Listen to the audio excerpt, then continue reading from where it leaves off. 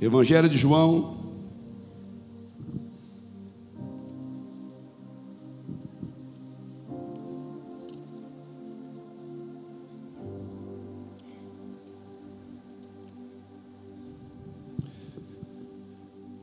capítulo 21, o último capítulo deste Evangelho, escrito pelo discípulo amado, o próprio João, com detalhes maravilhosos. Diz assim a palavra do Senhor: depois disso, Jesus se manifestou outra vez aos seus discípulos, junto ao mar de Tiberíades. Foi assim que ele se manifestou. Estavam juntos Simão Pedro, Tomé, chamado Dídimo, Natanael, que era de Caná da Galileia, os filhos de Zebedeu e mais 2 discípulos de Jesus. Simão Pedro disse aos outros: vou pescar. E os outros responderam: nós também vamos contigo. Foram e entraram no barco, mas naquela noite não pegaram nada. Ao romper o dia, Jesus estava na praia, mas os discípulos não reconheceram que era ele. Jesus lhe perguntou: filhos, será que vocês têm alguma coisa para comer?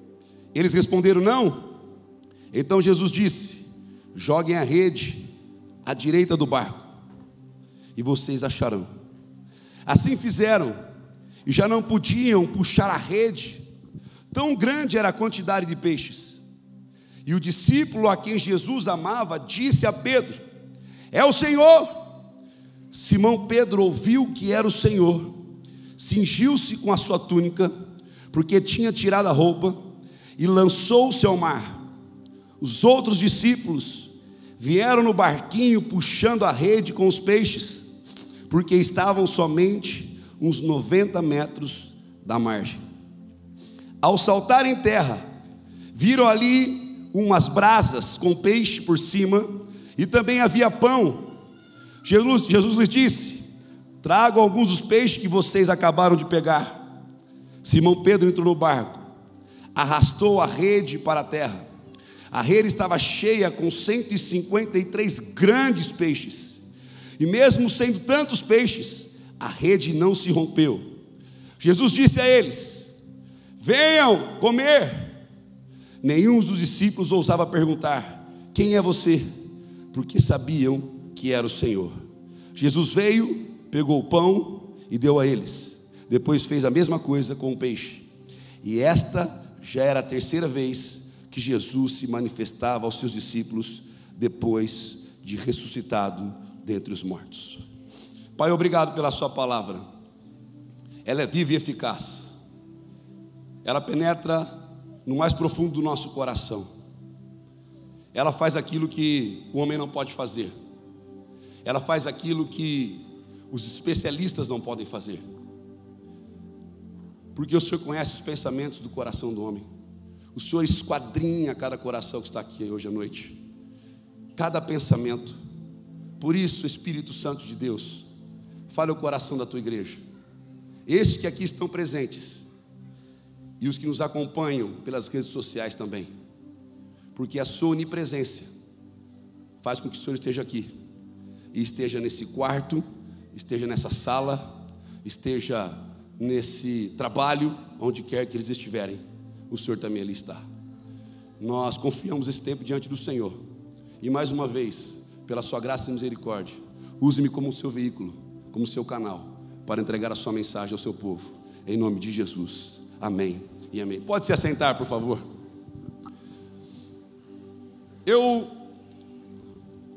Eu trabalhei esse texto há uns 2 sábados atrás com a juventude, aos sábados, e logo tenho a oportunidade de pregar hoje novamente. É sempre um privilégio. Eu sempre digo que, por mais que você prega, por mais que você pratica aquilo que você faz, você vai melhorando a cada momento.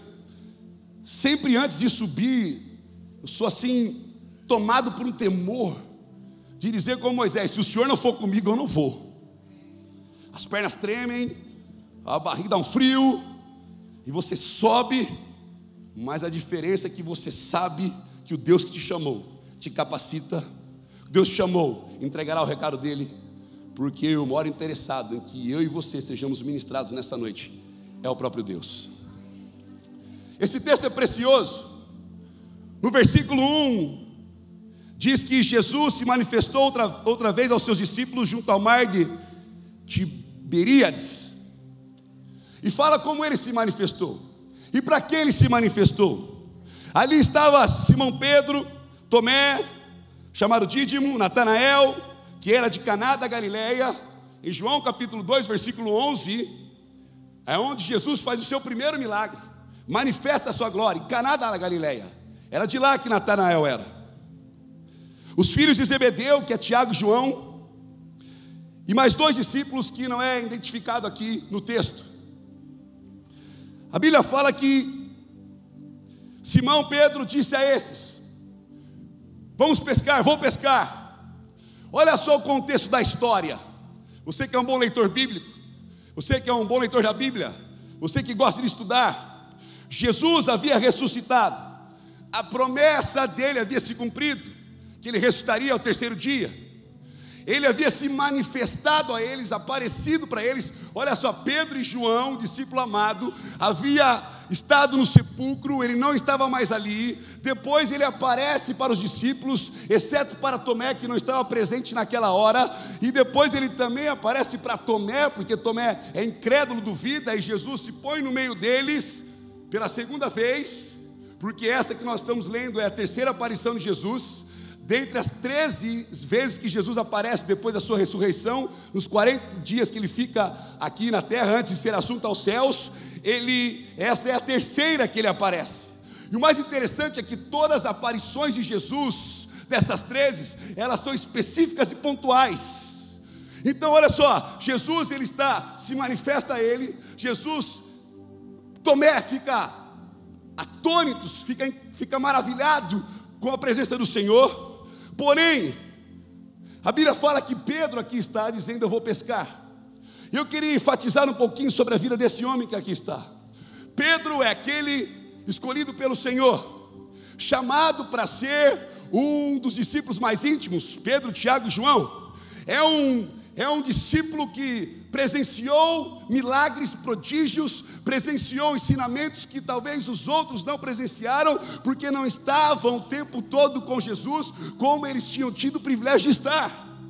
Agora Pedro, esse mesmo Pedro que diz que não negaria Jesus, esse mesmo Pedro que diz que por ele daria vida, esse mesmo Pedro que teve a revelação de Deus, que ele era o Cristo, o Filho de Deus vivo, esse mesmo Pedro que andou 3 anos e meio com esse Jesus, esse mesmo Pedro que era pescador, e Jesus chama ele para ser pescador de vidas, de almas, esse mesmo Pedro agora está num momento muito difícil da sua vida. Jesus, ele viu que se cumpriu a promessa, que Jesus havia sido ressuscitado. Ele viu que Jesus aparece para os discípulos, mas quando ele aparece para os discípulos, ele não dirige nenhuma palavra específica para Pedro. E depois, quando ele aparece para Tomé, ele fala com Tomé, mas não com Pedro, porque Pedro havia negado a ele. Então talvez Pedro tinha uma culpa no seu coração, estava arrependido por ter negado Jesus 3 vezes. Pedro estava arrependido da sua postura, da sua decisão. E eu percebo Pedro nesse contexto agora, um Pedro com um sentimento de culpa, algo que perturbava o seu coração, um Pedro que pega a sua vara de pescar, pega os seus materiais, pega a sua linha, pega ali as suas iscas, e ele quer pescar agora. Eu vou pescar, eu preciso refletir, eu preciso me isolar, eu preciso nesse momento amenizar a minha dor, ou amenizar a minha culpa, ou amenizar a minha tristeza, ou amenizar a minha mágoa, ou amenizar a minha frustração. Ele ressuscitou, mas ele se pôs no nosso meio e não se dirigiu uma palavra sequer para mim. Ainda o sentimento de culpa, ainda o sentimento de frustração, ainda o sentimento de mágoa, ainda está no coração desse homem. Então Pedro, ele fala: eu vou pescar. Ele toma uma decisão, ele tem um plano, e Pedro pega os seus materiais, suas ferramentas, e diz aos seus amigos: olha, eu vou pescar. Eram 7 nesse momento, contando com Pedro. Então ele diz aos 6, vou pescar. Eu preciso refletir. Talvez no coração, provavelmente algo no coração de Pedro perturbava ele, gente. Incomodava.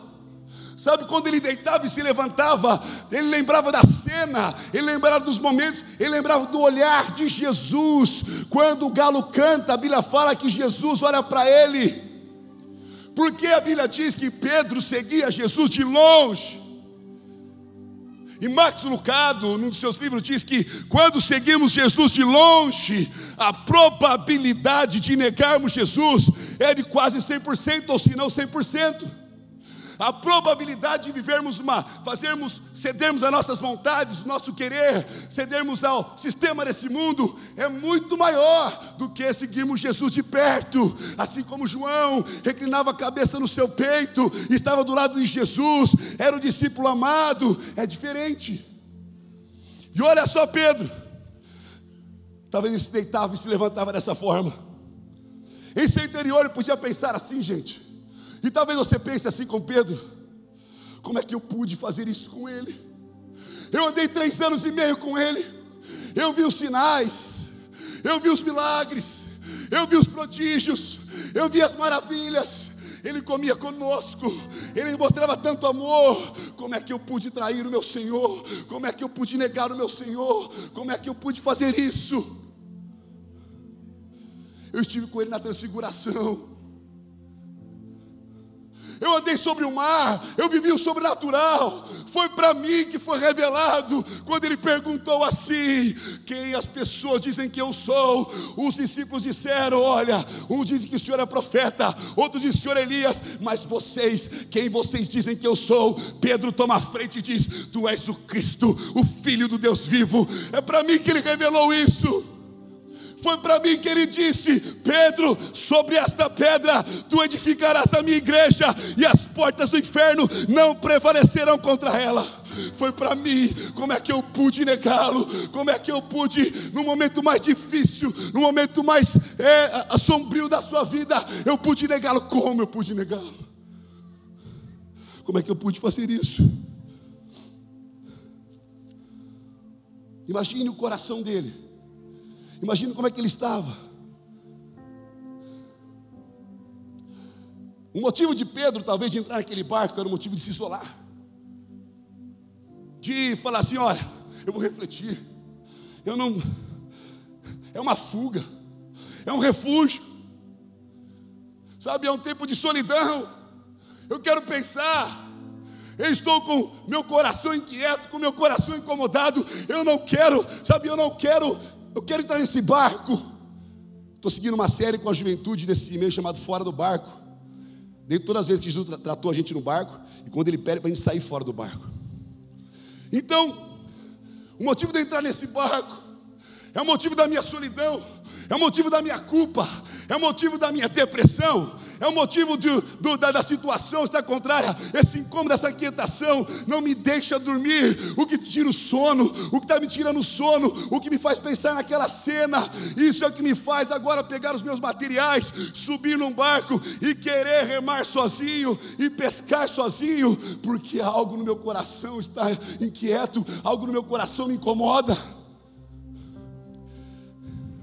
Queridos, às vezes o motivo de você estar nesse barco, querer entrar no barco do isolamento, no barco da depressão, no barco da ansiedade, no barco da culpa, do engano, da mentira, é porque dentro de você não se sente merecedor. É porque você acha que você falhou, que você errou, que você pecou, que não tem mais jeito. Queridos, não é isso que a palavra diz. A Bíblia diz: se confessarmos nosso pecado ao Senhor, Ele é fiel e justo para perdoar nossos pecados e nos purificar de toda injustiça. Então ele está naquele barco. Uma mentira toma conta do coração dele. E às vezes mentiras, cantamos um louvor maravilhoso. Ele sobe a montanhas, escala montanhas, quebra mentiras para nos encontrar. Esse é o amor de Deus. Depois, ao discorrer do texto, você vai ver como ele trata com Pedro. Nós chegaremos lá, porque Deus tratou com Pedro naquela época, mas Deus vai tratar com você hoje. Porque hoje, se ouvires a voz do Senhor teu Deus, não endureçais o vosso coração. Olha que interessante, ele está ali, naquele barco da culpa, naquele barco do medo, naquele barco da dor, naquele barco da mentira, do engano, naquele barco da depressão, naquele barco que não deixa ele dormir. Ele quer entrar naquele barco, mas só que no versículo 3 ainda, olha o que diz os amigos dele, os outros 6: nós também vamos contigo, você não está sozinho nessa, Pedro, nós vamos com você. Você tomou a frente muitas vezes, nós sabemos quem você é, Pedro, nós entraremos no barco com você. É bem provável que eles também estejam tristes, mas quando as pessoas veem o seu líder às vezes desanimado, cabisbaixo, elas podem ser influenciadas por aquela atitude, ou elas podem tomar uma outra atitude e dizer: quando você esteve forte, quando você estava bem, quando você tomava a frente, nós vimos você andando com Ele, nós vimos que você era amado por Ele, então nós entraremos nesse barco com você, Pedro, nós entraremos com você. Você não está sozinho nesse barco de dor, nesse barco de angústia, nesse barco de decepção, nesse barco de agonia, nesse barco de culpa. Nós entraremos com você. Nós não sabemos como resolver, mas estaremos com você nos momentos difíceis, estaremos com você nos momentos mais de agonia da sua vida. Nós estaremos com você, Pedro. Queridos, a Bíblia diz que em todo tempo ama o amigo, mas é nos momentos adversos que se faz o irmão. Você não está sozinho nesse barco. Deus levanta pessoas de Deus para interceder por você, para caminhar com você, para investir em você, para te dar uma palavra de vida eterna, uma palavra de ânimo, uma palavra com a qual você se reabastece e continua a caminhar.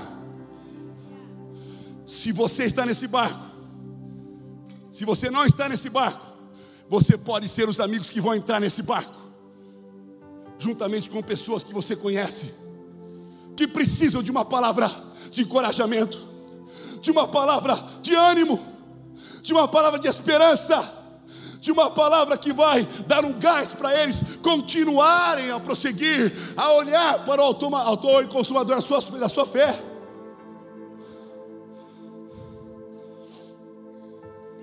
A Bíblia diz que é melhor serem 2 do que 1, porque se um cair, o outro levanta.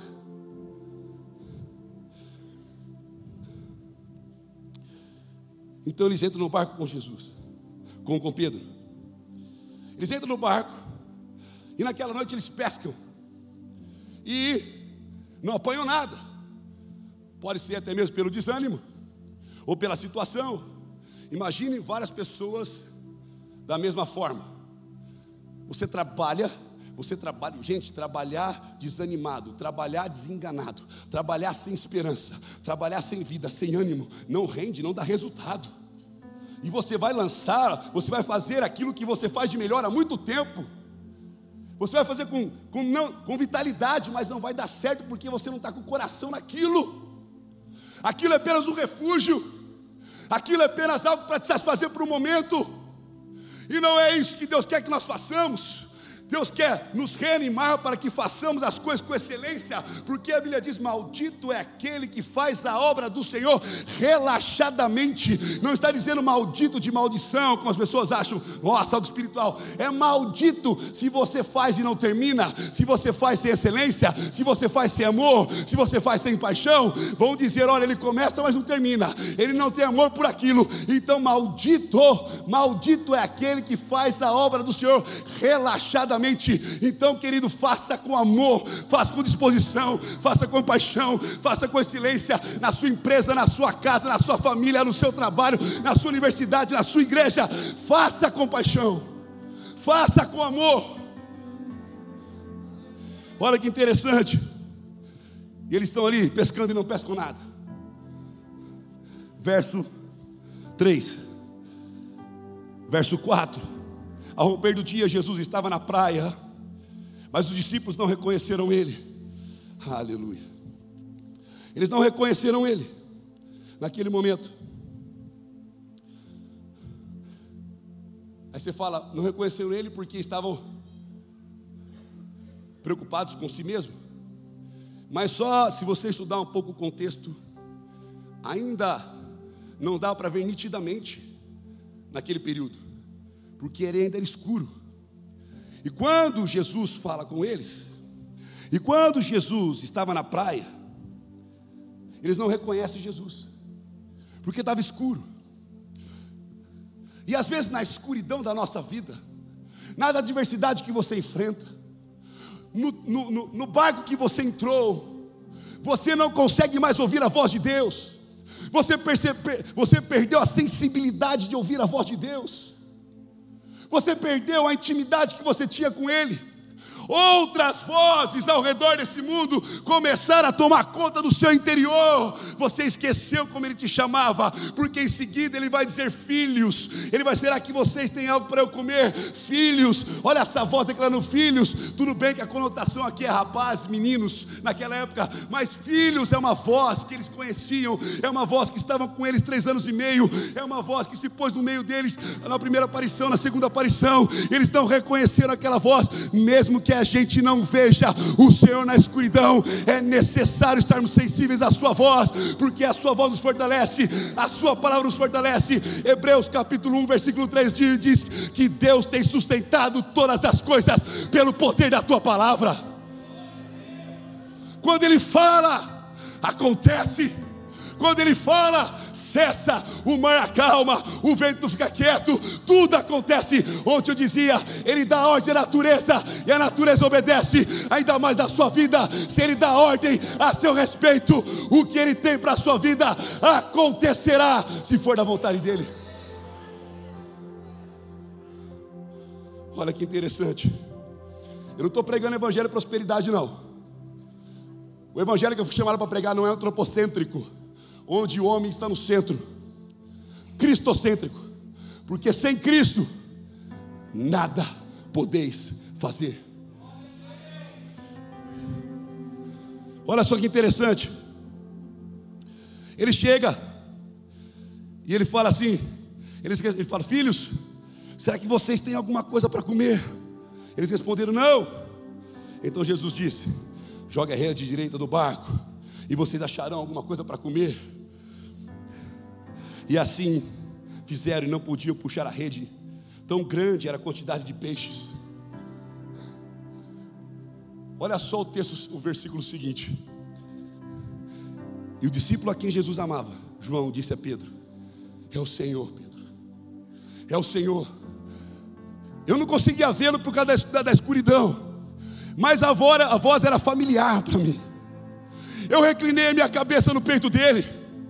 Quando nós estávamos na mesa da ceia, ele disse que algum de nós ia traí-lo. Você mesmo, Pedro, quando você estava lá, você falou assim, pergunta para ele, você que é mais íntimo, você que está mais perto, pergunta para ele quem é.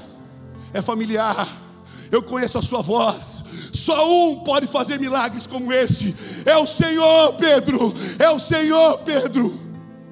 Querido, no meio do barco da tormenta, sempre Deus levantará alguém sensível à voz de Deus, para poder chegar a você e dizer, é o Senhor, Ele está aqui, Ele apareceu na nossa praia, Ele apareceu na nossa vida, Ele continua aqui, nós não estamos sós, o Senhor está conosco, Ele continuará conosco todos os dias, até a consumação do século. É o Senhor, escuta a igreja, é o Senhor. É o Senhor nesse barco. A voz é familiar. Ele está presente na igreja. Não tenha medo, ele está dizendo, Pedro, em meio a esses tormentos, em meio a esse incômodo, em meio a essa inquietação, em meio à corrupção, em meio à perversão, em meio a esse mundo que o amor se esfria e a iniquidade aumenta, não tenha medo, é o Senhor, Ele continua governando, Ele continua no alto e sublime trono, Ele continua sendo o Senhor da igreja, porque passam céus, passam terra, mas a minha palavra não passará, diz o Senhor. Olha que interessante. É o Senhor, Pedro. É a voz dele. Eu não estou precisando ver. Isso é fé, querido. Sabe, um cara disse um dia, certa vez, tem um louvor então cantando muito contemporâneo, que diz assim: o que é que os anjos veem, que os fazem se prostrar? O que é que os anjos veem, que os fazem cantar santo?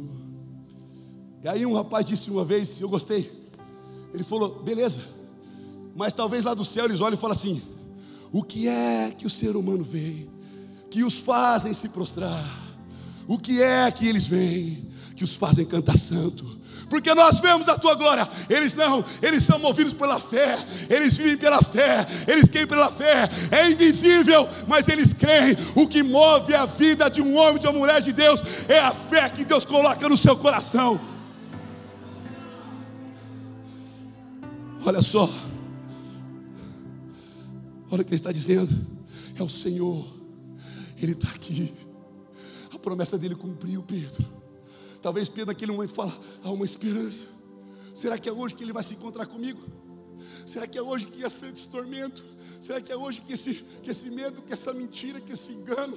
Será que é hoje que essa depressão, essa crise de ansiedade, esse síndrome do pânico vai me deixar? Porque será que é hoje? Será que é hoje? Ele fala: é o Senhor, Pedro, é o Senhor. Se o Senhor está aqui, tudo é possível. Se o Senhor está aqui, Ele pode fazer. Se o Senhor está aqui, Ele está presente, Pedro.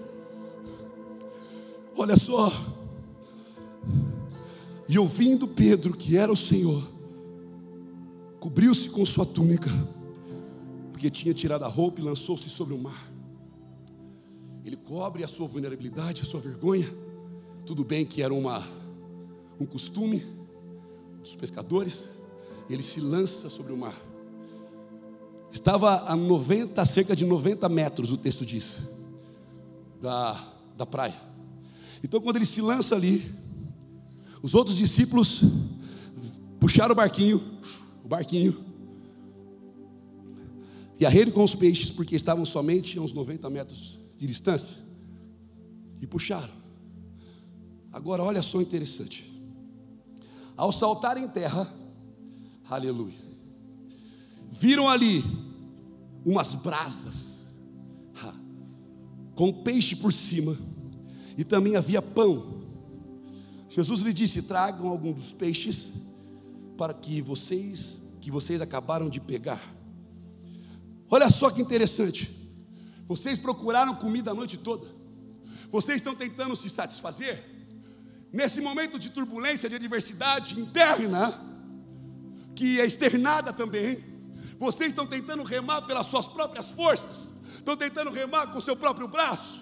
E vocês, será que vocês não lembram que maldito é o homem que confia no homem e na força do seu próprio braço? Não é maldito o homem que confia no homem, eu confiar em alguém, é confiar em mim mesmo, na força do meu braço. Será que enquanto você não entende, enquanto vocês continuarem a remar, e a tentar lançar pelas suas próprias forças, sem expectativa, sem paixão, sem excelência, sem com o pensamento de colher, de pegar, não vai adiantar nada. Se vocês não me colocarem nesse barco, se vocês não me colocarem nessa história, não tem como, porque somente comigo todas as coisas são possíveis. Olha só, e ele está ali, olha que ele salta. Jesus é maravilhoso. Ele está provendo agora, está de manhãzinha, gente, frio, ainda naquele cenário frio, a brasa, a fogueira. Pedro vai até lá, os discípulos. Olha que lindo Jesus é. Onde foi um dos lugares que Pedro negou Jesus? Numa fogueira.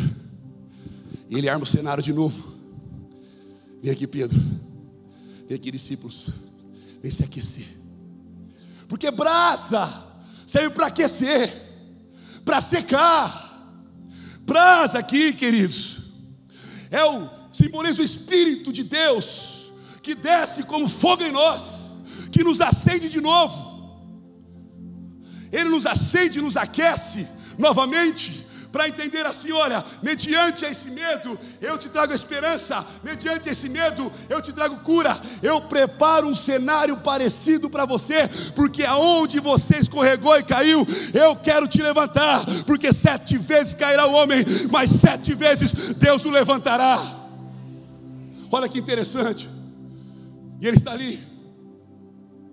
E ele levanta. E Pedro está ali. A brasa está pegando fogo. Gente, que o coração, quando a gente ouve a voz dele, quando a gente ouve o que ele está dizendo, a gente se aproxima do banquete do Senhor. Podia vir, vem cá, senta aqui, tem uns banquinhos para você. Se não tiver banquinho, senta aqui no meu quiosque. Coloquei um negocinho para vocês. Tem uma peixada, tem uma brasa e tem pão para você cortar no meio e colocar ele. Olha que sardinha maravilhosa, que comida com atum maravilhosa. E olha que ele está ali. Ele está dizendo: a minha brasa precisa continuar acesa em vocês. Eu quero lembrar para vocês que quando eu continuo acendendo, reacendendo corações, incendiando a tua vida. Queridos, olha só, presta atenção. Em meio, já te disse isso aqui antes, em meio a esse mundo corrupto, perverso, onde a gente liga a televisão, a tragédia, é corrupção, é mentira, não só nessa nação, mas os 5 continentes. Olha só que interessante, o mal, ele tem sobressaído às vezes. A palavra diz que o mundo vai de mal a pior, mas queridos, nós juntamente com ele, no banquete dele, na presença dele, ele aquece a nossa vida, ele aquece o nosso coração. Não tenham medo de prosseguir, queridos. Sabe por quê? Olha o que Jesus diz para a gente: se ouviram a minha palavra, ouvirão a de vocês. Se me perseguiram, perseguirão a vocês. Se me odiaram, odiarão vocês. Porque o servo não é maior que o seu mestre, seu senhor, e nem o discípulo é maior que o seu mestre. Não é novidade para nós. Se continuar atacando, se continuar contra-atacando, não tenha medo. Nós convidamos Jesus, ou melhor, ele convidou a gente para o banquete, e nós fomos ao encontro desse convite, e ele continuará reacendendo, acendendo a chama em nosso coração, com a brasa viva do Espírito Santo de Deus. Não retroceda, porque nós não somos daqueles que retrocedem. Olha que interessante. E ele vai. É tudo interessante. Porque eu falo interessante, tudo interessante. Uma saindo bem, né? A brasa. E a outra coisa também, Pedro, discípulos, existe peixe para matar a fome. Há suprimento para vocês. Mesmo que vocês estejam lutando com a força do seu próprio braço, eu trago suprimento. Dependa de mim. No momento de escassez, lembre-se que eu sou teu tudo. No momento do nada, lembre-se que eu sou teu tudo. No momento de escassez, lembre que eu sou o seu sustento. Eu sustentei o meu povo 40 anos no deserto. Eu também fiz o sol parar. Eu também fiz maravilhas na natureza, por amor aos meus filhos, por amor àqueles que eu chamei, por amor à humanidade, para que o meu plano inicial de resgatar o homem pelo sacrifício do meu filho Jesus Cristo continue e continuará. Eu, seu Deus, sou o seu sustento. Eu, seu Deus, que supra a tua vida. Eu, seu Deus, que estou contigo em momentos difíceis, em momentos de dor. Eu, seu Deus, seu bom pastor, que estou em pastos verdejantes, mas também estou no vale da sombra da morte. Eu sou o teu Deus, cuja minha misericórdia e minha bondade correrão atrás de vocês todos os dias das suas vidas. É isso. Tem suprimento na minha mesa. Vem. O cenário está montado. Aquele cenário era junto com alguns escarnecedores, era junto com pessoas que desacreditavam, e você temeu. Mas agora que você se arrependeu, eu ponho o cenário de novo. Aqueça o seu coração. Come comigo de novo. E nos textos adiante, nos versículos adiantes, ele trabalha com Pedro o amor, e aí perdoando Pedro, e dizendo: olha, Pedro, a minha promessa para a sua vida não acabou. Olha, Pedro, o que eu prometi para você é que sobre esta pedra tu edificarás as minhas igrejas. Eu não parei, eu não prometi. Eu vim em teu resgate, eu vim para te perdoar, eu vim para te amar. Olha, Pedro, se você me ama, apacenta o meu rebanho. Pedro, se você me ama, apacenta minhas ovelhas, porque aquilo que eu prometi não vai ser anulado. Eu te resgatarei para cumprir a minha promessa, porque eu não sou homem para que minta, e nem filho do homem para que se arrependa. E tudo aquilo que eu disse, eu cumpro na vida dos meus filhos e daquele que eu prometi. Olha só que interessante. Eu não deixei, eu não trabalho com a mentira, eu sou a verdade, eu sou o caminho, eu sou a vida. Nada podemos contra a verdade, senão em favor da verdade. Olha só, Pedro, a minha verdade é essa, e sobre esta pedra tu edificarás a minha igreja. E ainda continua a minha promessa para a tua vida: só se levanta, só se aquece, só come a minha comida, se alimenta de mim, Pedro. Existe pão. Eu só quero trazer vocês aqui para perto de mim, para lembrar vocês que o pão vivo que desceu no céu, que aquilo que eu disse para vocês, que vocês não entenderam, e hoje vocês entendem. O pão sou eu, o pão vivo que desceu do céu. Eu sou o alimento, eu sou o sustento, Pedro. Quanto mais você se alimentar de mim, mais você vai crescer, mais você vai se levantar, mais você vai ter coragem para agir, até morrer por mim você vai. O texto no final diz isso, porque no final, quando ele faz as 3 perguntas, do versículo 18 adiante, ele diz que Pedro ia morrer. 68 anos depois de Cristo, na época do reinado de Nero, Pedro é martirizado. E não se achando digno de ser crucificado como seu mestre, ele pede para ser crucificado de cabeça para baixo. Senhor, eu te amo tanto, a ponto de dar a minha vida por ti, porque todas as vezes que eu tentei ganhar a minha vida, eu perdi. Mas quando eu perdi a minha vida por amor a ti, eu ganhei muito mais do que eu achava que iria ganhar. Olha que lindo. Brasa, fogo, peixe, suprimento de Deus, pão, alimento, a presença, o pão vivo, está na mesa tudo. E o Senhor põe uma mesa perante a gente, igreja, nesse mundo onde nós acostumamos a viver na mediocridade.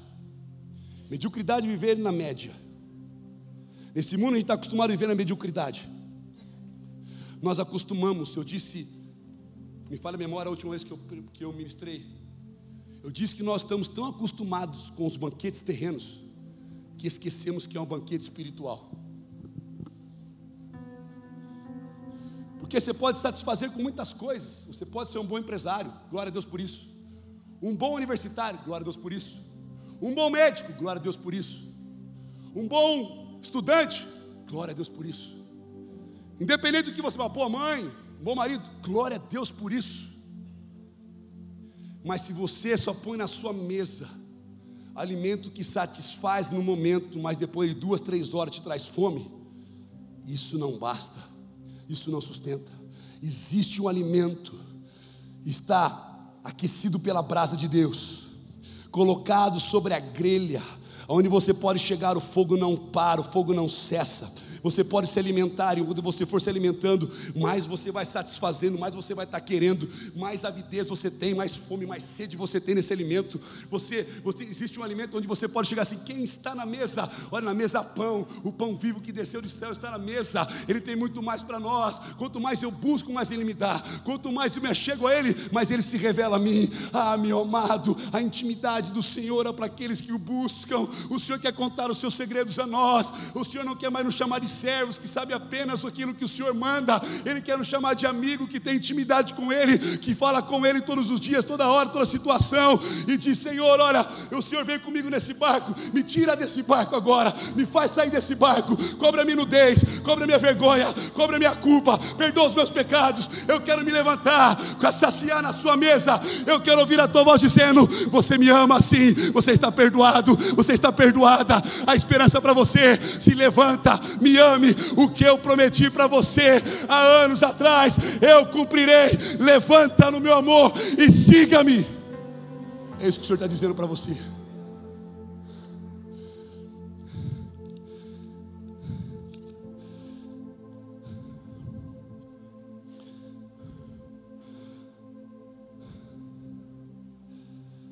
Talvez o Senhor está te levando para o cenário novamente.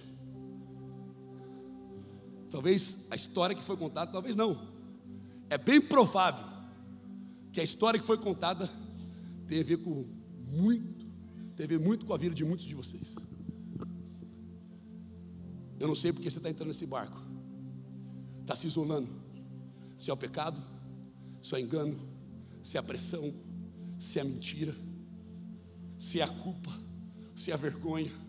Eu não sei, mas eu só sei que existe uma garra de graça que pode penetrar no seu coração nessa hora, ir na escuridão e arrancar tudo isso dentro de você e dizer para você: vem, eu arranco, eu entro onde tem escuridão para trazer luz, porque é onde eu chego, as trevas se dissipam.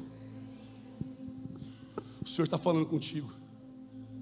Coloque-se de pé por um instante.